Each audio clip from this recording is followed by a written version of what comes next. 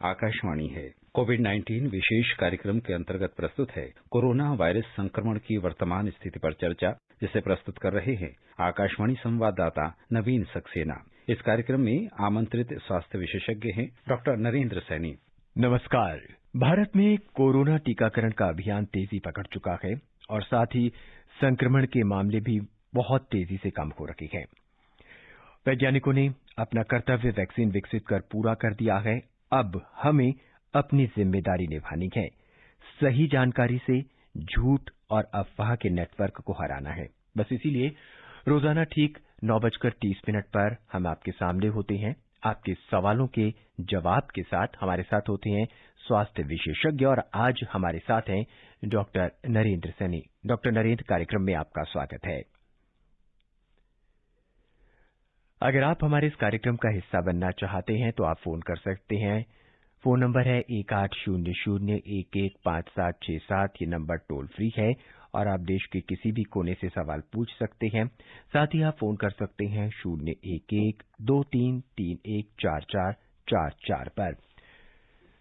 कार्यक्रम में आगे बढ़ने से पहले हम देश में कोरोना की स्थिति पर एक नजर डाल लेते हैं। देश में अब तक 16,15,000 से अधिक लोगों को कोविड का टीका लगाया जा चुका है। स्वास्थ्य और परिवार कल्याण मंत्रालय ने बताया है कि पिछले 24 घंटों में 33,000 से अधिक लोगों का टीकाकरण किया गया और इस बीच देश में कोविड से स्वस्थ होने की जो दर है वो 96.83% हो गई है।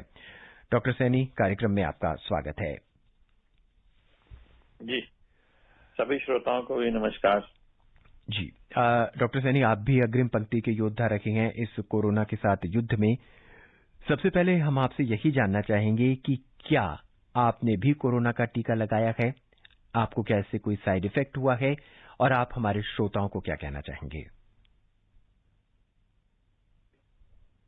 क्योंकि हम फ्रंट लाइन वर्कर्स थे, मेरे यहाँ पर कोरोना का वैक्सीनेशन भी, कोरोना का टेस्टिंग भी होती है, कोरोना के पेशेंट को भी हम देखते थे, तो मुझे कोरोना का वैक्सीनेशन लगा है। आज 2 दिन हो गए मुझे कोरोना का वैक्सीन लगे हुए और मैं सभी श्रोताओं को बताना चाहता हूं कि बड़ी तरह के भ्रम फैलाए जा रहे हैं कि पता नहीं क्या क्या साइड इफेक्ट हो जाते हैं या क्या हो जाता है। मुझे 2 दिन हो चुके हैं और मुझे कोई भी साइड इफेक्ट नहीं हुआ, जबकि लोग कहते हैं कि, और सुना भी पढ़ा भी कि जहां पर इंजेक्शन साइट होती है वहां पर दर्द हो सकता है, कुछ थोड़ा बहुत बुखार हो सकता है, लेकिन सौभाग्यवश मुझे कुछ भी नहीं हुआ। मेरे साथ में मेरे जो डायग्नोस्टिक सेंटर के टेक्नीशियन लोग थे, जो कम से कम 8-9 मेरे साथ जिन्होंने लगवाया है, वो मेरे साथ ही हैं और उनको भी किसी को कुछ नहीं हुआ। जी, डॉक्टर, वैक्सीन को लेकर लोगों के मन में कई तरह के सवाल हैं, उनके वो जवाब भी जानना चाहते हैं। वो जानना चाहते हैं कि वैक्सीन लगवाते ही क्या तुरंत कोरोना से सुरक्षा मिल जाएगी? देखिए, ये एक बहुत बड़ा भ्रम है कि लोग ये सोचें कि कोरोना का वैक्सीन लगाते ही उनको एक सुरक्षित हो जाएंगे। नहीं, ऐसा बिल्कुल नहीं है, क्योंकि जब ये वैक्सीन लगता है उसके अगेंस्ट, जो वैक्सीन का मतलब है कि हमारे अंदर बॉडी में कोरोना के अगेंस्ट जो वायरस है उसके अगेंस्ट, जिनको हम बोलते हैं साइंटिफिक भाषा में एंटीबॉडीज बनती हैं। जो कोरोना का वैक्सीन है, 2 इंजेक्शन लगते हैं। एक तो अभी जैसे मुझे लगा, एक 28 दिन के बाद लगेगा, उसके भी 14 दिन के बाद मेरे में कोरोना को मारने की क्षमता पैदा होगी। इसलिए कोई आदमी सोचे कि जैसे मैं भी सोचने बैठ जाऊं कि मुझे तो कोरोना का एक वैक्सीन लग गया है, मैं बिल्कुल सुरक्षित हूं, बिल्कुल गलत बात होगी। मेरे को जब तक दूसरा इंजेक्शन नहीं लग जाता, उसके बाद 14 दिन और 15 दिन और नहीं चले जाते, तब तक मैं असुरक्षित हूं। मुझे कोरोना हो सकता है। जी, डॉक्टर, कोरोना की पहली डोज ली, उससे माइनर साइड इफेक्ट हुए, तो भी क्या दूसरी डोज लगवानी पड़ेगी? वो उतनी जरूरी है? देखिए, मैंने जैसे बता रहा हूं कि 2 वैक्सीनेशन की डोज है ये। जैसे हम कोई भी दवाई खाते हैं, कहते हैं ना, इस दवाई को 2 बार ही खाना है या 3 बार ही खाना है, तभी उसका इफेक्ट आएगा। इसी तरीके से कोरोना का वैक्सीनेशन जो है, जो इसकी अभी इतनी जांच पड़ताल हुई, जिसको ट्रायल कहते हैं, उस ट्रायल में पता लगा कि जब तक हम 2 वैक्सीनेशन की डोज नहीं लगाएंगे तब तक इससे कोई फायदा नहीं होगा। और जो जैसे आपने कहा कि थोड़े बहुत साइड इफेक्ट हर वैक्सीन के बाद होते हैं। कुछ थोड़ा बहुत किसी ना किसी को, सबको तो नहीं होता है, किसी को थोड़ा बहुत बुखार आ जाएगा, किसी को थोड़ी बहुत वहां पे सूजन हो सकती है, थोड़े किसी लोगों को दर्द हो सकता है, किसी लोगों का सर भारी हो सकता है थोड़ी देर के लिए, लेकिन ये सब जो है माइनर इफेक्ट्स बोलते हैं इसके, जो किसी भी not only with corona vaccine but किसी भी वैक्सीन के साथ ये हो सकते हैं। उस आधार पे हम कभी भी नहीं कहते कि ये वैक्सीन नहीं लगाना जी। तो इसलिए सेकंड डोज जिनको माइनर इफेक्ट्स आते हैं, और वो भी आप अपने डॉक्टर को बताइए, बहुत अच्छी सुविधा है। जैसे मेरा इंजेक्शन लगा, मुझे कम से कम 3 बारी फोन आ चुका है जहां पर मेरा इंजेक्शन लगा था राजीव गांधी से कि आपको कोई साइड इफेक्ट तो नहीं है, आपको कोई प्रॉब्लम तो नहीं है, आप बताइए। तो आपको जब भी वैक्सीन लगेगा इसी तरीके से आपसे पूछा भी जाएगा, और यदि कोई इफेक्ट होगा तो उन डॉक्टरों को निर्णय देनी चाहिए कि आपको दूसरी डोज लगनी है कि नहीं लगनी, जब भी आपका टाइम आएगा। जी डॉक्टर, कोवैक्सीन और कोविशील्ड 2 को मंजूरी मिल चुकी है, 2 टीकों को मंजूरी मिल चुकी है। हम आपके माध्यम से जानना चाहेंगे कि इन दोनों वैक्सीन में, इन दोनों टीकों में क्या अंतर है? देखिए, इस वक्त जो दोनों एक डिफरेंट तरीके से बने हैं जी। कोविशील्ड वैक्सीन जो है वो एक अलग तरीके के वायरस होता है जो हमारे को इफेक्ट नहीं करता, उसको लेकर कोवैक्सीन बनाया गया है और उसको लेकर हमने ये वैक्सीन बनाया। और कोविशील्ड एक पुराना हमारा तरीका था कि हमने किसी वायरस को बिल्कुल इनएक्टिवेट कर दिया और उसको फिर हमने अपनी बॉडी में डाला ताकि उसके अंदर अगेंस्ट एंटीबॉडीज बनेगी। तो लेकिन मैं समझता हूं कि आम आदमी को इसमें दिमाग लगाने की जरूरत नहीं है।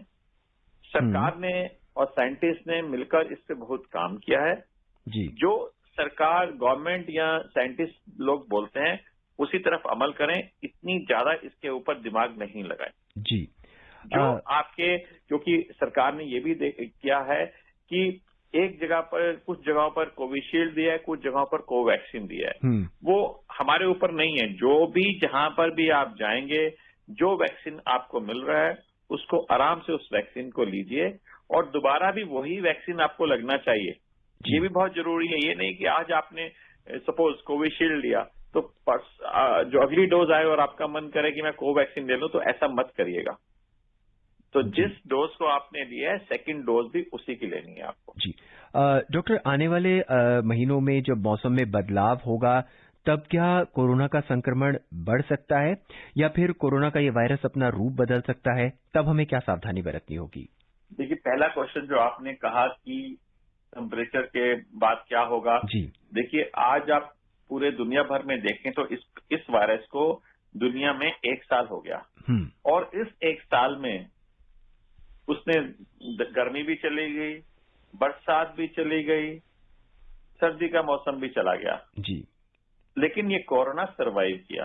तो इसलिए इसका कोई आंसर नहीं है हमारे पास कि अगले बदलाव के मौसम में क्या होगा। दूसरा, आपने कहा कि क्या बदलाव ले सकता है, बिल्कुल ले सकता है। अभी तक इसमें बहुत सारे माइनर बदलाव तो अभी भी हो चुके हैं लेकिन 4-5 बदलाव जो हुए हैं वो कुछ असरदार भी हैं जो हमारे लिए खराब भी हैं। जैसे कि हमें अभी आप सब लोगों ने पढ़ा होगा कि यूके में एक बदलाव आया इस वायरस में, तो वहां बड़ी जल्दी ट्रांसमिशन हो रहा है उसका। उसमें इतना बदलाव आ गया कि वो बहुत तेजी से फैल रहा है। नाइजीरिया में हुआ, साउथ अफ्रीका में हुआ। ये बदलाव ऐसे हैं जो सामने नजर आ रहे हैं, लेकिन इसके अलावा भी बहुत सारे बदलाव हो चुके हैं और ये बदलाव कितना आगे चल के कितना घातक होगा, जो अभी और बदलाव होंगे इसमें, वो अभी कहा नहीं जा सकता। क्योंकि ये वायरस जितने भी होते हैं, आरएनए वायरस है, ये आरएनए वायरस में बहुत जल्दी बदलाव होता है और कौन सा बदलाव हमारे लिए हानिकारक होगा ये तो आने वाला वक्त ही बताएगा। तो ये जो डॉक्टर, ये जो दोनों टीके हैं, कोवैक्सीन और कोविशील्ड, और जो आने वाले भी वैक्सीन हैं, वो क्या इसके जो जितने भी म्यूटेशन हुए हैं, जो दूसरे स्ट्रेन हैं, उन पर भी उतने ही काफी होंगे? अभी तक तो हम आज की बात कर सकते हैं। अभी तक जितने भी एक्सपेरिमेंट हमारे हुए इन वैक्सीन के ऊपर जी, तो ऐसा लगता है कि अभी तक जितने म्यूटेशन हुए हैं उन पे तो इफेक्टिव हैं। कुछ स्टडीज आई हैं कि शायद जो यूके में हुआ है उतना इफेक्टिव ना हो, लेकिन अभी हम ये बात को नहीं सोचेंगे। अभी तक जितने भी म्यूटेशन हुए हम कहेंगे कि ये सारे के सारे वैक्सीन, चाहे कोविशील्ड हो, कोवैक्सीन हो, फाइजर वाला जो वैक्सीन है या मॉडर्ना वाला वैक्सीन, जो 4 वैक्सीन इस समय लोगों को लग रहे हैं, उनमें अभी तक के जितने भी म्यूटेशन है उन पर इफेक्टिव है, लेकिन आगे का हम नहीं कह सकते। जी डॉक्टर सैनी, दिल्ली में 5वां सीरो सर्वे के जो परिणाम थे वो सामने आ चुके हैं और उसके अनुसार दिल्ली में 50 से 60% जो लोग हैं वो कोरोना का संक्रमण के शिकार होकर ठीक भी हो चुके हैं। तो अब हम क्या ये माने कि दिल्ली में हर्ड इम्यूनिटी आ चुकी है?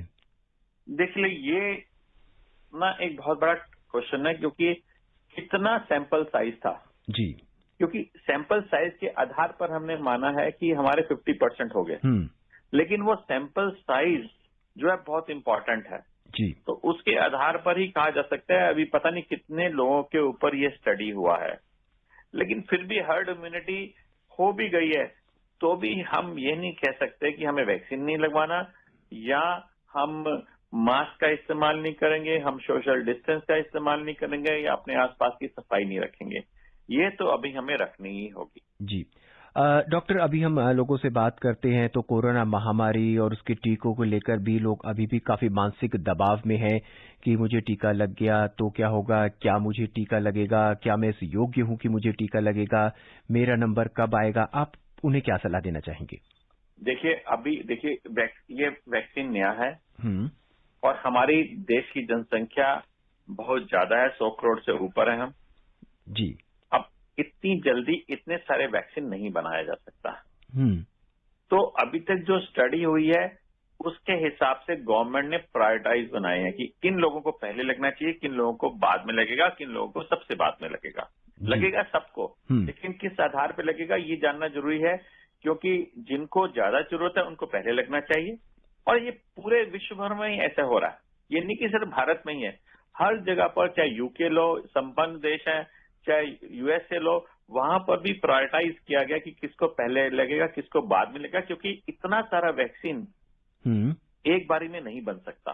तो इंडिया में जैसे प्रायोरिटाइज किया गया है कि सबसे पहले, क्योंकि सबसे ज्यादा वल्नरेबल हैं आपके हेल्थ केयर वर्कर्स, जो डॉक्टर्स, नर्सेज, जो हॉस्पिटल्स में काम कर रहे हैं, ये सारे के लोग सबसे ज्यादा वल्नरेबल हैं। तो सबसे पहले उनको वैक्सीनेशन लगना चाहिए और उनको लग भी रहा है। ये हमें खुशी की बात है। हम सरकार को इसकी प्रशंसा भी करेंगे कि उन्होंने सबसे पहले हेल्थ केयर वर्कर को चुना, क्योंकि वो सबसे ज्यादा इस बीमारी के शिकार भी हो रहे हैं और काफी ज्यादा उनकी मोर्टेलिटी भी हुई है, काफी लोग मरे भी हैं जो हेल्थ केयर वर्कर थे, तो उनको लगाया जा रहा है। उसके बाद जो हेल्थ केयर से जो फ्रंट लाइन वर्कर्स हैं, जैसे पुलिस हो गई, मिलिट्री हो गई, या ऐसे लोग जो कोविड वालों के साथ रह रहे हैं, सब कुछ हो रहा है उनके लिए, तो वो एक तादाद होगी। उसके बाद जो 50 ईयर से अबव है या 50 साल से लोग हैं जो वल्नरेबल लोग हैं, 50 साल से कम की उम्र में लोग हैं लेकिन वल्नरेबल है, लाइक डायबिटीज हो गया, हाइपरटेंसिव लोग हो गए, या जिनको HIV या और कुछ बीमारियां उनको हो गया, इन सबको वैक्सीनेशन लगेगा। तो ये कम से कम आधार देखा जाए तो इंडिया में इनकी जनसंख्या अराउंड 30 से 40 करोड़ है।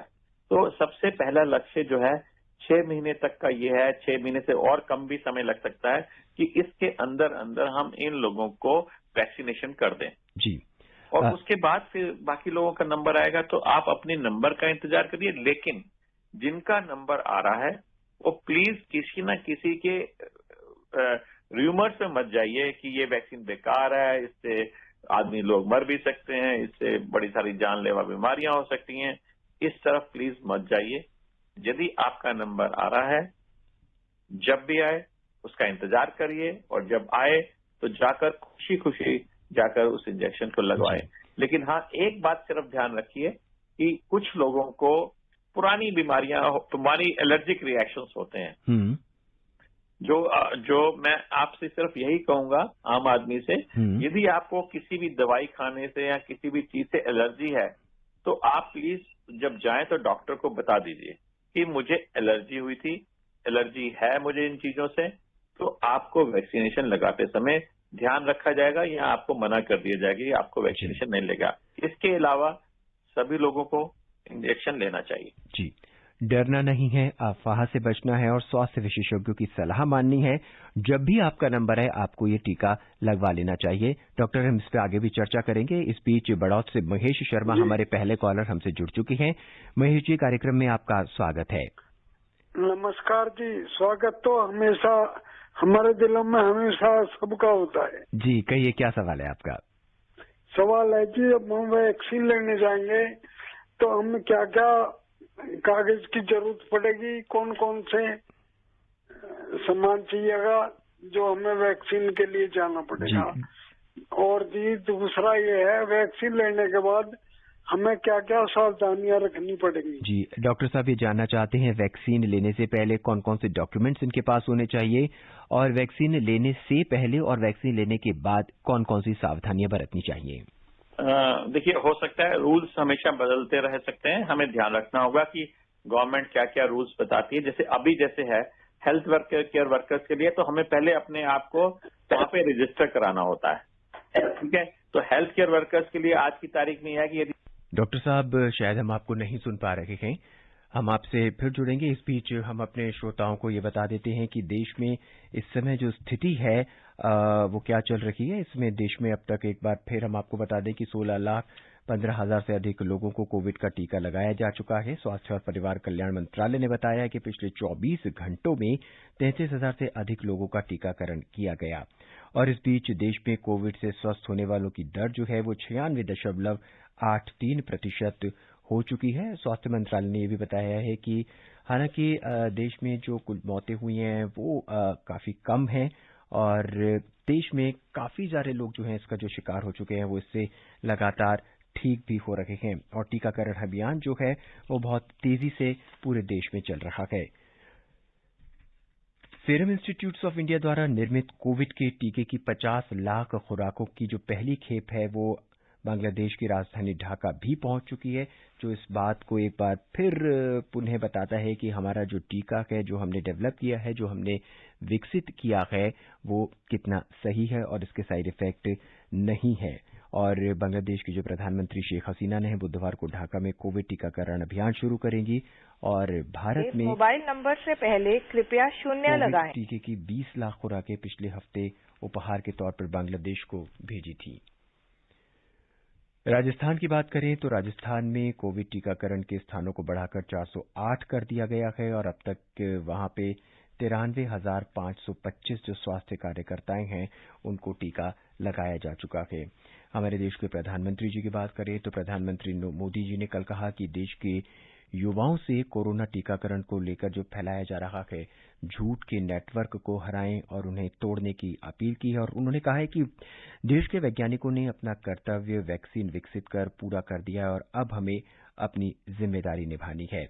और प्रधानमंत्री ने कहा कि सही जानकारी से झूठ और अफवाह के नेटवर्क को हराना है, और इसीलिए हम लगातार इस कार्यक्रम को लेकर आते हैं 9:30 पर, जिसपे हम स्वास्थ्य विशेषज्ञ से बात करते हैं। आज हमारे साथ हैं डॉक्टर नरेंद्र सैनी। अगर आप इस कार्यक्रम का हिस्सा बनना चाहते हैं तो आप फोन कर सकते हैं 1800-115767 पर। इसके अलावा आप फोन कर सकते हैं 23314444 पर। दिल्ली से बाहर के श्रोता हैं तो 011 लगाना न भूलें। डॉक्टर साहब, कार्यक्रम में आपका एक बार फिर स्वागत है। हम आपको बता दें कि नया स्ट्रेन के लिए टीका बनाने में जुट चुके हैं ऑक्सफोर्ड के वैज्ञानिक, और ऑक्सफोर्ड यूनिवर्सिटी के जिन वैज्ञानिकों ने कोरोना की पहली वैक्सीन बनाने का दावा किया था, अब वही वैज्ञानिक कोरोना के नए स्ट्रेन को हावी होते देख अब नया टीका बनाने के काम में जुट चुके हैं। हेलो डॉक्टर साहब, कार्यक्रम में आपका फिर स्वागत है। कुछ तकनीकी कारणों से हम आपसे नहीं जुड़ पा रहे थे। डॉक्टर साहब, हम आपसे ये जानना चाहेंगे कि जब लोग ये जानना चाहते हैं कि जब टीका लगाया जा रहा है या मुझे टीका लग गया है तो फिर ये 2 गज की दूरी क्यों, और ये हम मास्क क्यों लगाएं या दूसरे एहतियाती उपाय क्यों अपनाएं जब हमें टीका लग ही चुका है, क्या कहना चाहेंगे? देखिए, पहला ये कि जैसा हमने प्रोग्राम के शुरू में भी कहा कि आपको टीका लग जाता है तो आपकी इम्यूनिटी तभी नहीं बन जाती।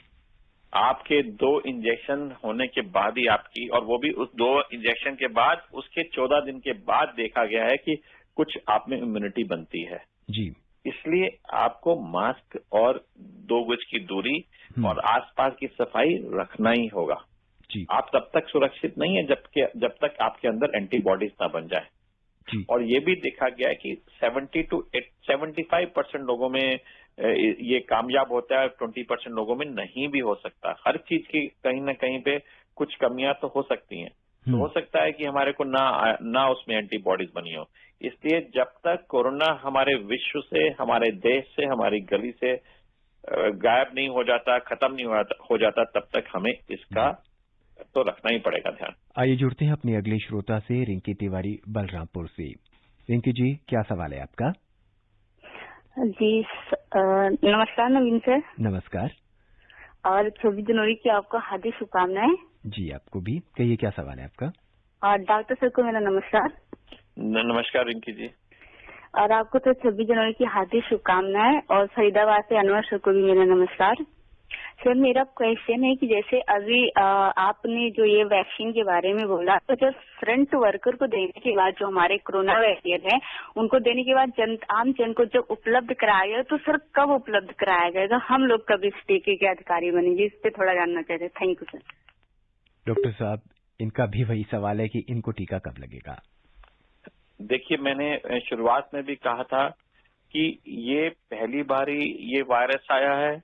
दुनिया भर के सभी वैज्ञानिक काम कर रहे हैं इस बात को कि जल्दी से जल्दी वैक्सीन बने, लेकिन वैक्सीन की भी अपनी एक कैपेसिटी होती है। तो अभी तक जितना वैक्सीन हमारे पास उपलब्ध हुआ है वो 30 करोड़ जनता के लिए है, तो उसमें प्रायोरिटाइज कर दिया गया।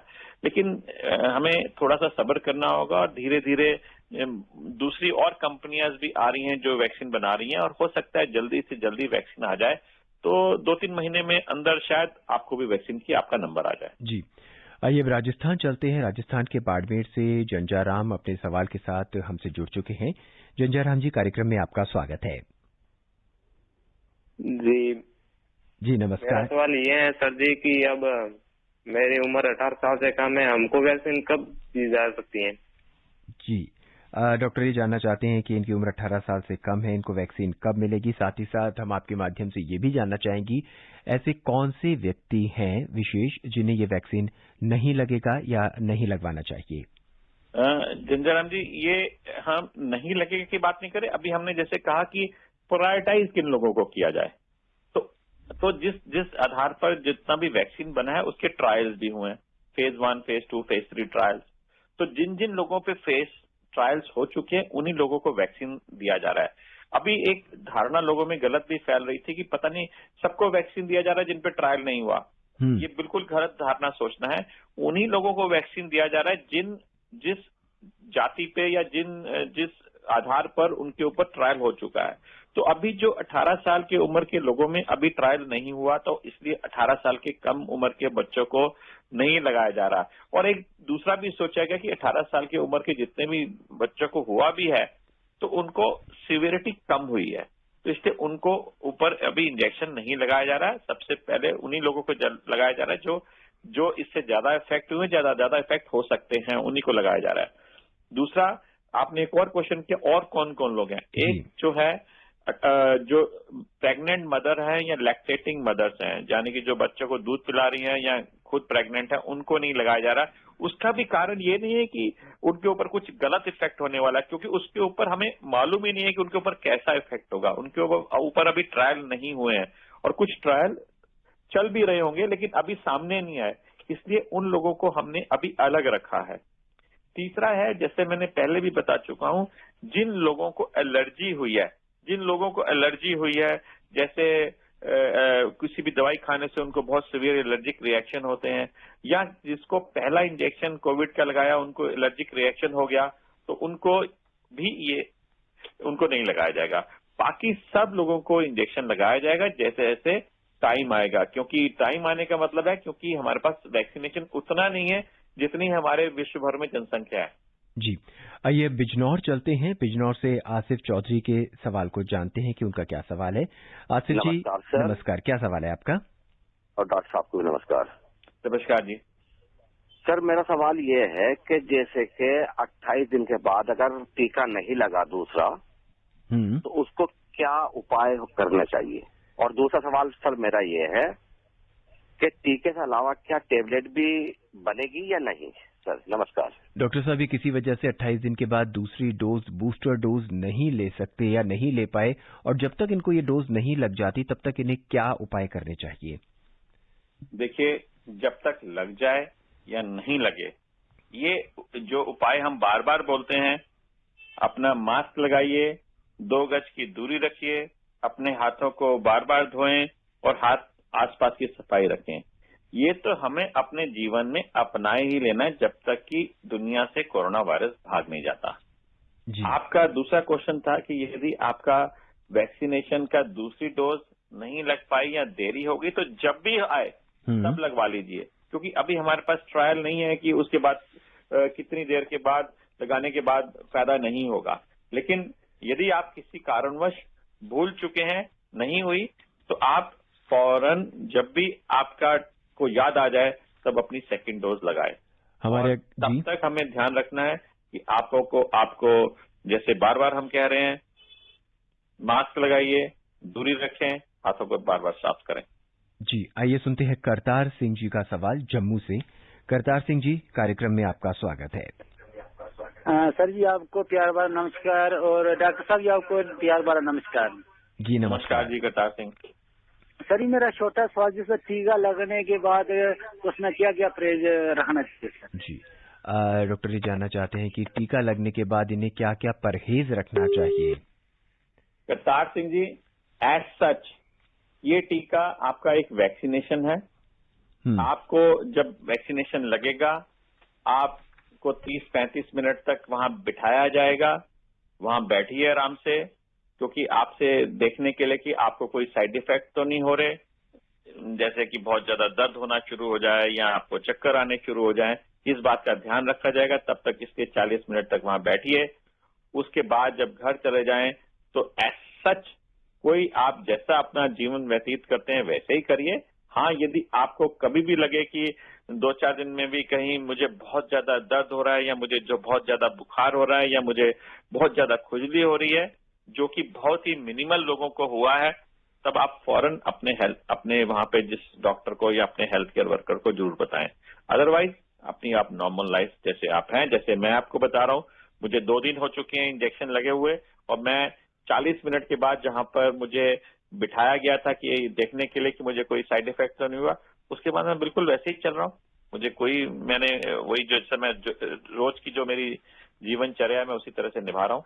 जी, डॉक्टर, कार्यक्रम के अंत में हम आपसे ये जानना चाहेंगे कि आप हमारे श्रोताओं को क्या संदेश देना चाहेंगे ताकि जब तक उनको टीका नहीं लगता वो स्वस्थ रहें और कोरोना से बचे रहें। देखिए, इस प्रोग्राम के शुरू में और बीच बीच में हमने हर बार कहा है कि बचाव ही सबसे बड़ा, इससे बचाव होना ही सबसे बड़ी एक हमारे लिए सबसे अच्छी बात होगी। और बचाव हो सकता है मास्क लगाने से, 2 गज की दूरी रखने से, अपने आसपास की सफाई रखने से, हाथों को साफ रखने से।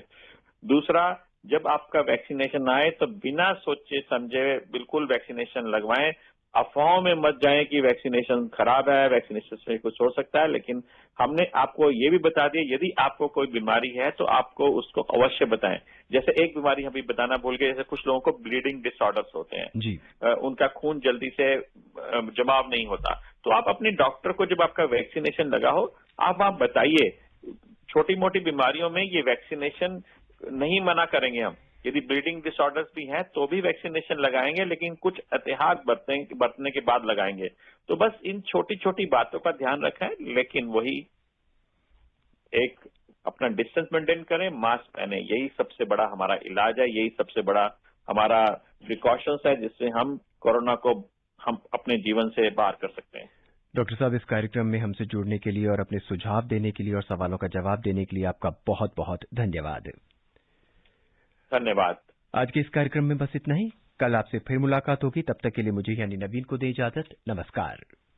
कोविड-19 विशेष कार्यक्रम के अंतर्गत अभी आप सुन रहे थे कोरोना वायरस संक्रमण की वर्तमान स्थिति पर चर्चा, जिसे प्रस्तुत कर रहे थे आकाशवाणी संवाददाता नवीन सक्सेना। इस कार्यक्रम में आमंत्रित स्वास्थ्य विशेषज्ञ थे डॉक्टर नरेंद्र सैनी। ये कार्यक्रम आकाशवाणी के समाचार सेवा प्रभाग द्वारा प्रस्तुत किया गया। इसे आप हमारे mobile app news on AIR पर भी सुन सकते हैं। इस कार्यक्रम के संबंध में अपनी प्रतिक्रिया आप हमें ईमेल कर सकते हैं। पता है airnsgtalks@gmail.com। ये कार्यक्रम फिर से सुनने के लिए लॉग ऑन करें हमारी वेबसाइट newsonair.com।